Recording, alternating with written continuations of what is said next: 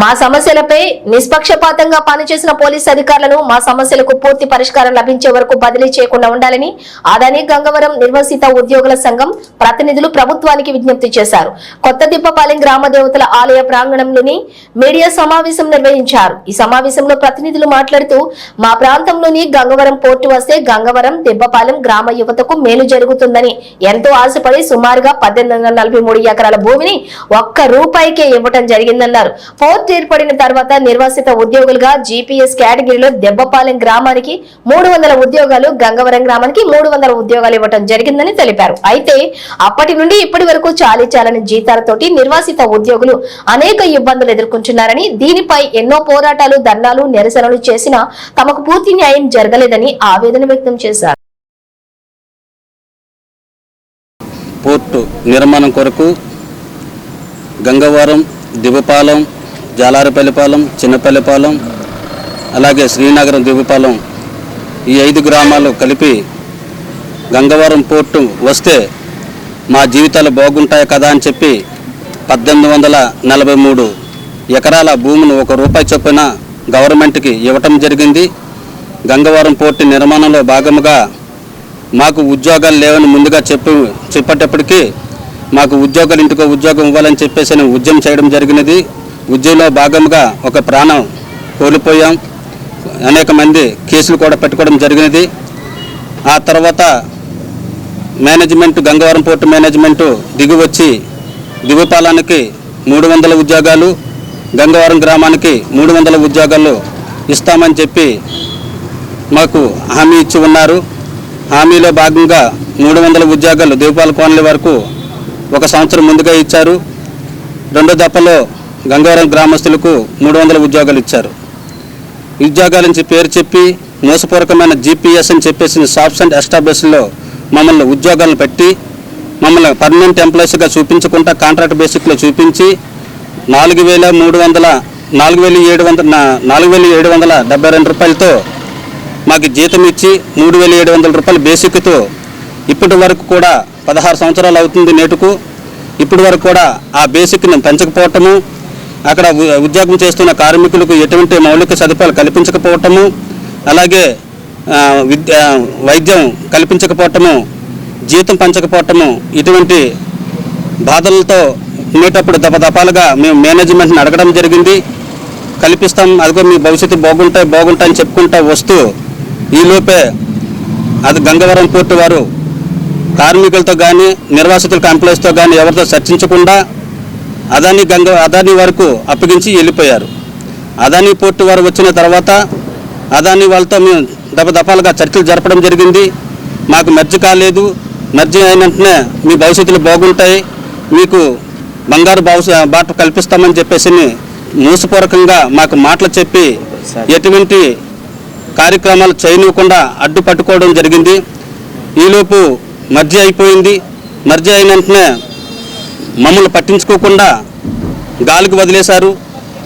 మీరు మర్జీ అయిన తర్వాత సెటిల్మెంట్ కావాలని చెప్పేసి మేము మండిపట్టడం జరిగింది. ₹50 లక్షల ఆ రోజు డిమాండ్ పెట్టాం. చర్చలో భాగంగా మాకు ₹27 లక్షల వరకు ఇటు ప్రభుత్వం కానీ చర్చలో భాగంగా పోలీస్ డిపార్ట్మెంట్ వారు, అలాగే రెవెన్యూ డిపార్ట్మెంట్ గారు, కలెక్టర్ గారు వీరందరూ సమక్షంలో మాకు ₹27 లక్షల ఇస్తామని చెప్పేసి పోర్టు మేనేజ్మెంటు చెప్పడం జరిగింది. చెప్పిన తర్వాత అక్కడ పోలీసు వారు రవిశంకర్ గారు, కమిషనర్ గారు అప్పుడు ఉండేవారు గతంలో, అలాగే అసిస్టెంట్ కమిషనర్ గారు అని పేరేంటి డీజీపీ సత్యబాబు గారు, మోసెస్ పాల్ ఏసీపీ గారు, అర్బర్ వీళ్ళ సమక్షంలో మాకు అగ్రిమెంట్ చేయడం జరిగినది. అది అగ్రిమెంట్లో భాగముగా మాకు 60 రోజులు టైం తీసుకున్నారు. 60 రోజుల టైంలోనూ మాకు ఎటువంటి 27 లక్షలు కల్పించలేదు, కానీ 25 లక్షలు అయితే ఇచ్చారు. ఇంకా ₹2 లక్షల పెండింగ్ పెట్టారు, అది మాకు కల్పించాలి. అలాగే తర్వాత మాకు కేసులు ఒకటి ఉన్నాయి, ఆ కేసులు కూడా తీయించాలి. తర్వాత మళ్ళా మాకు ఏదైతే 14 మంది భర్తలు చనిపోయిన వాళ్ళు, ఉద్యోగం కోల్పోయిన వాళ్ళకు హెల్ప్ చేస్తానన్నారు, అది కూడా చేసి పెట్టాలి. తర్వాత మాకు ట్రైనింగ్ సర్టిఫికేట్, ఎక్స్పీరియన్స్ సర్టిఫికేట్స్ ఇస్తానన్నారు, అవి కల్పించాలి. ఇవి లేని ఎడల మళ్ళా ఈ ఉద్యమాన్ని తీవ్రతగా తీసుకెళ్తాం. దీంతో భాగంగాన ఈ అన్నింటికి కారకులు ఏంటంటే మాకు అగ్రిమెంట్ పొందుపరిచిన పోలీసు డిపార్ట్మెంట్ వారు దపదపాలుగా ఏంటంటే ఇప్పుడు ట్రాన్స్ఫర్ అయిపోతూ ఉంటున్నారు. కాబట్టి ఆ వ్యక్తులకు పూర్తిగా అవగాహన ఉంది కాబట్టి అలాంటి వ్యక్తులను ఉంచాలి. ఈ కేసులు గట్రా మా సమస్యలు పరిష్కరించాలని అంటే కాబట్టి ఈ సమస్యలు అన్నింటికి దగ్గరుండి పోలీసు డిపార్ట్మెంట్ వారు మాకు అన్ని విధాలుగా సహాయ సహకారాలు అందించారు కాబట్టి వాళ్ళకి ప్రత్యేకమైన ధన్యవాదాలు తెలియజేస్తూ సమస్య ఏంటంటే మాకు రావాల్సిన బ్యాలెన్స్, అలాగే మాకు అగ్రిమెంట్లోని ఆనాడు పెద్దలుగా డిపార్ట్మెంటు ఎలక్షన్ కోడ్ సందర్భంలో మాకు అగ్రిమెంట్ చేయడం జరిగింది. అయితే మాకేంటంటే మా సమస్య పరిష్కారం అయినంత వరకు డిపార్ట్మెంట్ అధికారులు ఉంటానని కార్మికులందరికీ కూడా కమిటీ తరఫున ఒక బలమైన ఒప్పందాన్ని ఇచ్చారు, మాట ఇచ్చారు.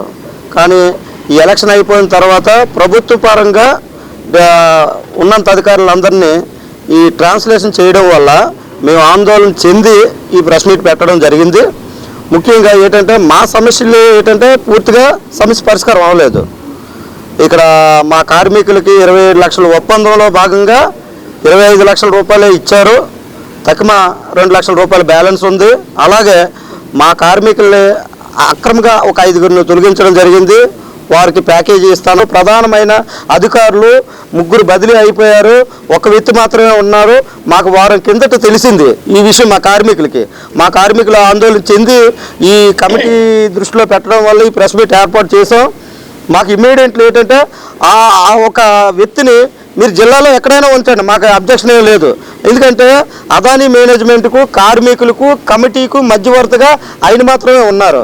ఇది ప్రభుత్వం పెద్దకి నమస్కారం. నా పేరు కదిరి సత్యానందం. నేను గంగవరం పోర్టు నిర్వాసిత యూనియన్ కమిటీలో మెంబర్గా ఉన్నాను. ఈ యొక్క గంగవరం పోర్టు నిర్మాణం కోసం ఆనాడు రాష్ట్ర ప్రభుత్వంతో ఒప్పందం కుదిరి 1843 ఎకరాలు ఎకరం రూపాయి చొప్పున ఎందుకు 5 గ్రామాలు కలిసి ఇచ్చామంటే ఆ రోజు మా దిబ్బపాలెం, గంగవరం, జాలారిపల్లిపాలెం, చిన్నపల్లిపాలెం, పెదపల్లిపాలెం ఈ గ్రామాలన్నీ బాగుపడతాయని ఇవ్వడం జరిగింది. కానీ నాటి నుంచి నేటి వరకు 16 సంవత్సరాలు ఉద్యోగం చేస్తున్న మాకు చాలని జీతాలతో మాకు చాలా ఇబ్బందులు కలగడం వల్ల పలుమార్లు మేము నిరవధిక నిరసన దీక్షలు చేపట్టడం జరిగింది. ఆ ఒక్క సమ్మెలు, దీక్షలు, ధర్నాలు కారణంగా చివరికి యాజమాన్య వారు స్పందించకపోయేసరికి కార్మికులందరూ కలిసి వన్ టైం సెటిల్మెంట్ రూపంలో మాకు 50 లక్షలు డిమాండ్ పెట్టగా పలుమార్లు చర్చల్లో అది 27 లక్షలకు వచ్చి ఒక తీర్మాన ఒప్పందం జరిగింది.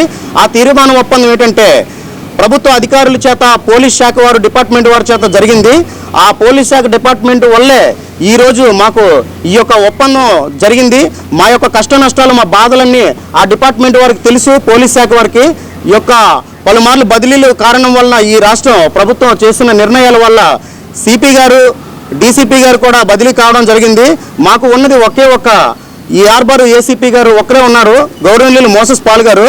ఆయనకి మా ఉన్న బాధలన్నీ ఆయనకి తెలుసు. ఆయన ఉంటే మా సమస్యలపై మరింత ముందుకి ఒక క్లారిటీ వస్తుందని చెప్పేసానని మా నిర్వాసితులందరి తరపు నుంచి, మా కమిటీ వారి తరపు నుంచి పోలీస్ శాఖ ఎంతో సహకారం చేసింది. అది దృష్టిలో పెట్టుకొని ఈరోజు మాకు పోలీస్ శాఖ చేసే సహకారంలో 25 లక్షలు రావడం వల్ల మిగతా 2 లక్షల రూపాయలు బ్యాలెన్స్ చేస్తారని చెప్పేసి ఉద్దేశం మీద ఈరోజు ప్రెస్ మీట్ పెట్టి వాళ్ళకి పోలీస్ డిపార్ట్మెంట్కి పాలెంలో పనిచేసేటప్పటి నుంచి చాలా ఇబ్బందులు పెట్టేవారు. ఆ ఇబ్బందులకి మా ఎంప్లాయీస్ అందరూ చాలా కష్టాలు పడ్డారు. చాలి జీతాలు ఇచ్చి చాలా కష్టాలు పడి హాస్పిటల్కి వెళ్ళడానికి కూడా డబ్బులు ఉండేవి కాదు. అలాంటప్పుడు ఇలాంటి జీవితాలు మాకు వద్దు అనుకొని మేము ధర్నాలు చేసేవాళ్ళం. అలాంటప్పుడు మాకు కమిషనర్ గారు రవిశంకర్ గారు, అలాగే డీసీపీ గారు సత్యబాబు గారు, అలాగే ఏసీపీ గారు ముచేష్ పాల్ గారు, వీళ్ళు 3 కలిసి పోర్ట్ మేనేజ్మెంట్తో కలిసి అలాగే మమ్మల్ని ఒప్పించి, పోర్ట్ మేనేజ్మెంట్ని ఒప్పించి ఒక కొలువుకు తీసుకొచ్చారు. మేము 50 లక్షలకు డిమాండ్ చేసాం. చేసేటప్పుడు మేనేజ్మెంట్ని, మా ఎంప్లాయీస్ని ఒప్పించి 2 సమస్యలు ఏర్పాటు చేశారు.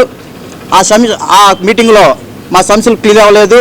లాస్ట్ మీటింగ్లో కలెక్టర్ గారు మన కమిషనర్ గారికి అప్పచెప్పారు.